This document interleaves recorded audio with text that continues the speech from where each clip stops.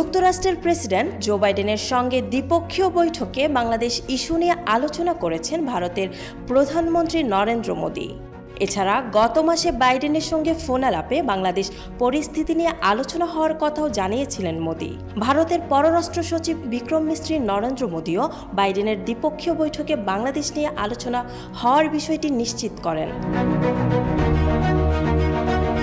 সামাজিক যোগাযোগ মাধ্যম এক্সে এক পোস্টে তিনি বলেছিলেন, বাংলাদেশে দ্রুত স্বাভাবিক অবস্থা ফিরিয়ে আনার উপর গুরুত্বারোপ করেন তারা। পাশাপাশি বাংলাদেশের সংখ্যালঘু বিশেষ করে হিন্দুদের নিরাপত্তা নিশ্চিত করার বিষয়ে আলোচনা হয়। যুক্তরাষ্ট্রের স্থানীয় সময় শনিবার ডেলাওয়ারের অঙ্গরাজ্যের উইলমিংটনে নিজের বাসভবনে নরেন্দ্র মোদিকে স্বাগত জানান জো বাইডেন।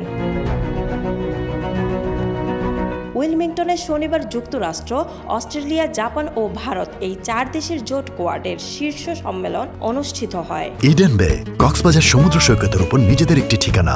মাত্র 5 লাখ টাকায় আপনিও হয়ে যেতে পারেন এই হোটেলের মালিক।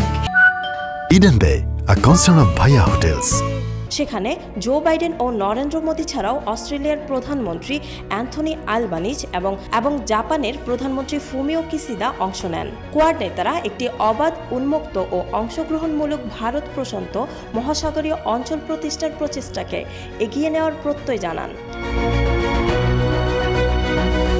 নিউ ইয়র্কে এক প্রেস ব্রিফিংয়ে সাংবাদিকরা ভারতের পররাষ্ট্র সচিব বিক্রম মিস্ত্রিকে প্রশ্ন করেন, আলোচনায় বাংলাদেশ প্রসঙ্গ ছিল কিনা। জবাবে তিনি বলেন, আলোচনায় এই অঞ্চলের নানা বিষয় এসেছে।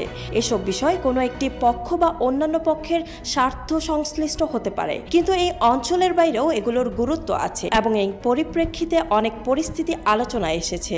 বাংলাদেশ প্রসঙ্গও আলোচনা উঠে এসেছে এবং পরিস্থিতি নিয়ে মত বিনিময় হয়েছে বলেও জানান তিনি।